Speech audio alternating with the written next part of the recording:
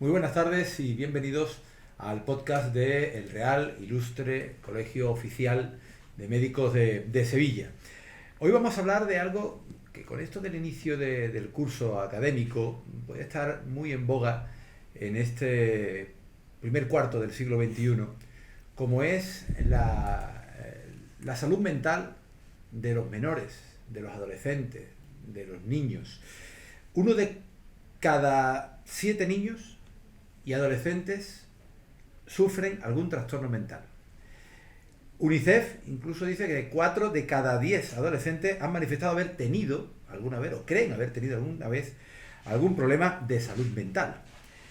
La mitad de los trastornos mentales se manifiestan antes de los 18 años. Y todo eso influye muchísimo en la personalidad, en la persona que estamos creando, que se está creando desde la infancia, la adolescencia, para ser adulto.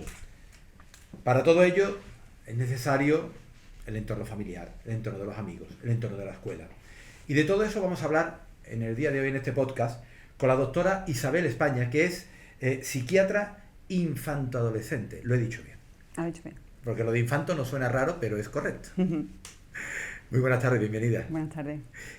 ¿Cómo podemos llamar, a qué llamamos exactamente salud mental en niños y adolescentes? Bueno, la salud mental es el bienestar necesario para que una persona se desarrolle todo su potencial a todos los niveles, ¿no? En menores, que son seres que están en desarrollo continuo, que tienen que ir adquiriendo una serie de habilidades, de conocimientos y de maduración en todos los aspectos, ¿no? A nivel emocional, a nivel psicológico, a nivel cognitivo, a nivel relacional, pues se deben dar unas mínimas condiciones de vida y de bienestar para que puedan desarrollar todo el máximo de la manera más óptima posible, ¿no? Entonces, a eso llamamos salud mental. ¿Qué factores determinan esta salud mental de los menores, de los niños y adolescentes?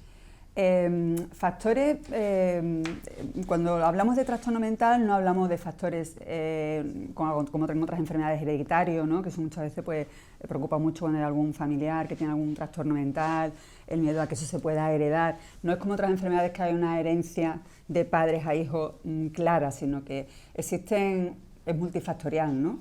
Con lo cual, pues, para bien y para mal, deben concluir muchas circunstancias para que aparezcan, ¿no? Entonces hay factores, por ejemplo, a nivel individual, que tienen que ver pues, con el temperamento con el que nace un niño, que eso sí es heredado, ¿no? Es decir, el temperamento tiene que ver con las características emocionales que vienen por parte de paterna, por parte de materna, y luego ya el carácter es lo que se va desarrollando a lo largo de la vida en función de las interacciones, ¿no? Tiene que ver también con la vulnerabilidad que tenga el niño a nivel físico, por ejemplo, el mismo niño que nace con una enfermedad, que nace con algún tipo de retraso en el desarrollo, ¿no? En fin, con todo este tipo de cosas hablamos de los factores individuales. Después también de cómo los niños o los adolescentes son capaces de ir afrontando la vida, el estrés, las circunstancias adversas que van experimentando, la capacidad de disfrute, ¿no? Todo esto son factores individuales, tanto protectores como de riesgo. El segundo pilar importante en los niños es la familia. Entonces, la familia en el sentido de que los padres o las figuras que sustituyan a los padres, en los casos que no estén presentes, pues deben ser figuras que proporcionen un vínculo estable, que sea predecible, que proporcione amor y proporcione también límites, claro, que eso tranquiliza mucho a los niños. Que eso parece que hoy en día, en muchos casos, desaparecen los límites. Hay más permisividad, es que no le pasa al niño, lo que el niño quiera, no hay una guía en muchos casos por parte, en este caso, de los tutores o padres. Básicamente que se dialoga en exceso, ¿no? Se dialoga en exceso porque una cosa es bueno, pues poder compartir con tu hijo y preguntarle, y otra cosa es que un niño no tiene la capacidad, que no debe tener la capacidad que tiene un adulto para saber lo que le beneficia a medio y a largo plazo. Ellos viven el instante y lo que quieren es, lo que necesitan es en ese instante, ¿no? Y hay cosas que sabemos que por mucho que en ese instante beneficie, a medio y a largo plazo va a producir problemas. Y eso sí lo saben los padres, y eso no se debe negociar, ¿no? No se debe negociar, exacto. Él tiene que saber claramente qué es lo que se puede y lo que no se puede. Lo que pasa es que a veces, con tal de no escuchar al niño, pues eso cede. Sí, eso sí. pero en el pecado lleva la penitencia. En este caso, el que tiene que ir al psiquiatra es el padre, más que el niño. En el pecado lleva la penitencia. Qué importante, estamos hablando de esos factores, qué importante es todo el entorno, ¿no? Sí. Donde, sobre todo en los primeros pasos, esto es como todo, a la hora de andar, si no andas, no caminas bien, al final te tendrán que corregir, a la hora de escribir, pues a la hora de formar una persona, una personalidad, y que no tengan problemas, o que esos pequeños problemas de salud mental que puedan tener se puedan corregir, el entorno familiar y el que rodea sus amigos. Sí, sí. Es importante porque, hombre, un entorno familiar yo creo que todos sabemos, ¿no? Que no sea conflictivo, en el que los problemas se puedan gestionar de forma adecuada, sin excesivas tensiones, aunque bueno, todas las familias pasan por momentos de crisis, por momentos dolorosos, enfermedades, fallecimientos, etcétera, pero bueno, cómo la familia es capaz de gestionarlo, eso le puede proporcionar un entorno de seguridad al chico, ¿no? Y después está también lo que tú comentabas, el tercer pilar muy importante para todos los menores es el grupo de iguales y la escuela. Entonces, en la escuela el niño tiene que ir para aprender a relacionarse y a interactuar con otros, y también para aprender conocimientos que le sirvan a lo largo de la vida, ¿no? Entonces, es verdad que si un niño a nivel de las relaciones con iguales, porque bueno, no ha tenido experiencias positivas, por ejemplo, a la hora de las relaciones, que se ha sentido excluido, rechazado, o tiene un tipo de relación conflictiva o es muy impulsivo, y eso no lo gestiona bien, cuando tiene que estar en un entorno donde tiene que dedicarse a aprender y eso no lo tiene resuelto, habitualmente no va bien tampoco en los estudios, ¿no? Entonces, es como un tercer pilar, ¿no? Donde es muy importante el que un niño esté en las mejores condiciones. ¿Qué signos o síntomas tienen que tener en cuenta los padres para saber si tiene algún problema de salud mental, hay algún problema en el niño? Sí, como señales de alerta, ¿no? Sí, como señales de alerta. Pues mira, en la infancia, o sea, por ejemplo, menores de 12 años aproximadamente, ¿vale?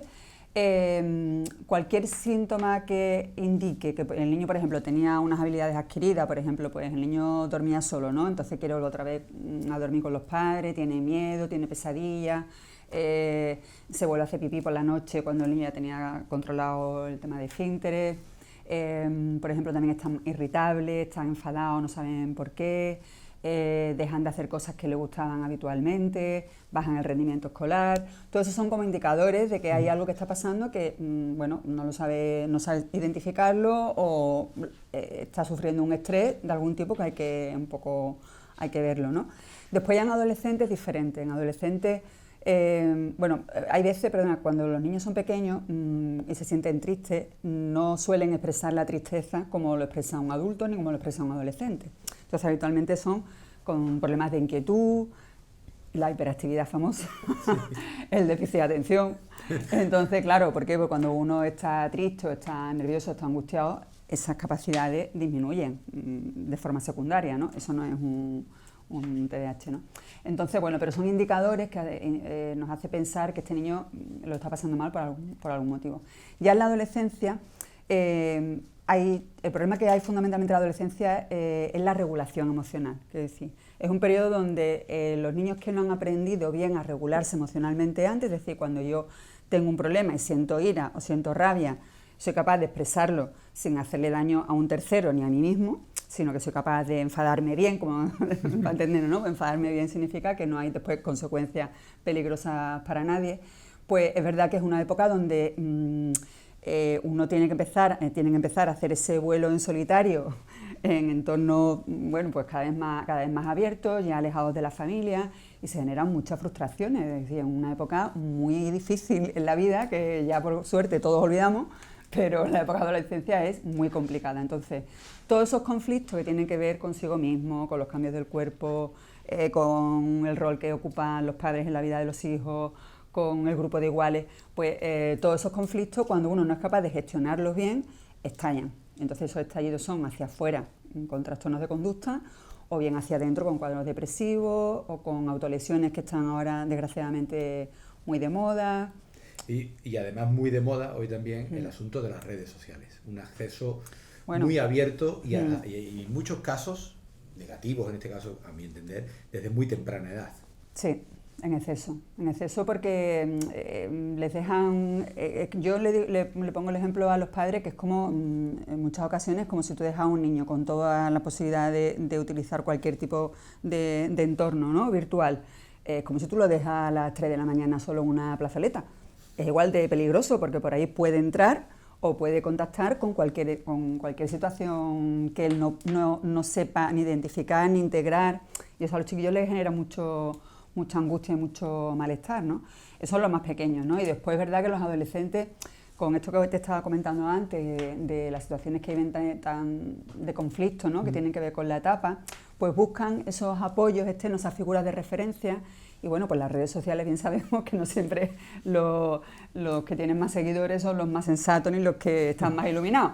Entonces, pues bueno, ahí muchas veces son modelos que no son positivos y que, bueno, son también como generadores o imitadores de patología, ¿no? Por ejemplo, pues cuando aconsejan para resolver un problema, pues cómo tienen que cortarse o cómo tienen que hacer para restringir alimentaciones. O casos extremos, ¿no?, que hemos visto de pruebas que hacen, claro, y que acaban de manera muy trágica, ¿no? Y muy dramática, porque confían que eso es la verdad y eso, claro, es un mundo totalmente irreal y paralelo, que no tiene nada que ver con la realidad. En el Black Mirror, la serie inglesa, británica, por desgracia cada vez es más actual. Lo que parecía una distopía es una cada vez más real. Lo asusta un poco, y asusta un poco porque yo creo que Black Mirror uno lo ve ahora y muchos capítulos quedan anticuados con la realidad que vivimos en el día a día. Pues doctora Isabel España, muchísimas gracias por atendernos y por darnos estas pequeñas guías que esperemos que a quienes nos han seguido pues le puedan servir en un camino que es largo, que no es fácil. Muy bien, muchas gracias. Muchísimas gracias. Y hasta aquí el podcast del Real e Ilustre Colegio Oficial de Médicos de Sevilla. Hoy hemos hablado de la salud mental de los menores, de la infancia, de los niños y de los adolescentes.